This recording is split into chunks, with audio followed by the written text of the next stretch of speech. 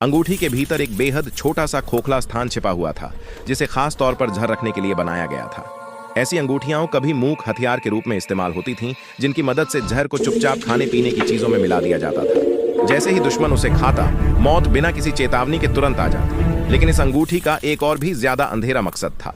अगर कोई सैनिक या जासूस पकड़ा जाता, भागने का कोई रास्ता नहीं बचता और यातना तय होती, तो वह अपने राज्य बचाने के लिए खुद ही उस जहर को निगल लेता था। इसी अमानवीय और भयावह इस्तेमाल की वजह से जहरीली अंगूठियों पर अंततः प्रतिबंध लगा दिया गया। इसके बावजूद एक जर्मन जासूस किसी तरह ऐसी एक अंगूठी हासिल करने में कामयाब हो गया, और उसका निशाना था एक शक्तिशाली जनरल। उस शाम जनरल अपने दफ्तर में शांति से बैठा था। लैंपों की नरम पीली रोशनी कमरे को हल्का सा उजाला दे रही थी, और पीछे की दीवार पर एक बड़ी सी पेंटिंग गर्व से टंगी हुई थी। सामने मेज पर कॉफी के 2 कप रखे थे, जिनसे उठती भाप कमरे में सन्नाटा और सुकून भर रही थी। मौका बिल्कुल सही देखकर जासूस ने चुपचाप अंगूठी खोली और जहर को एक कप में मिला दिया। उसका दिल तेजी से धड़क रहा था, लेकिन चेहरे पर जरा भी भाव नहीं थे।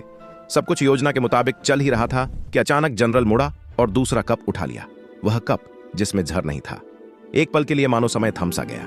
फौरन सोचते हुए जासूस आगे बढ़ा और दीवार पर लगी पेंटिंग की ओर इशारा किया। बेहद शांत स्वर में उसने कहा, सर, क्या आपने कभी इस चित्र में मौजूद उस अजीब से विवरण पर ध्यान दिया है? जिज्ञासा में जनरल ने पेंटिंग की ओर देखा। उसी एक पल की डिस्ट्रैक्शन में जासूस ने फुर्ती और खामोशी से मेज पर रखे दोनों कपों की जगह बदल दी। जनरल ने वापस मुड़कर कॉफी उठाई और धीरे से एक घूंट लिया। कुछ ही पलों में उसका चेहरा बदल गया। कप उसके हाथ से छूटकर जमीन पर गिरा और टूट गया। जहर ने बिना शोर किए अपना काम कर दिया। कमरे में पूरी तरह सन्नाटा छा गया। जासूस ने अपना कोट ठीक किया, गिरे हुए जनरल पर एक आखिरी नजर डाली और साइयों में गायब हो गया। पीछे छोड़ गया धोखे, बुद्धिमत्ता और घातक सटीकता की एक खौफनाक कहानी।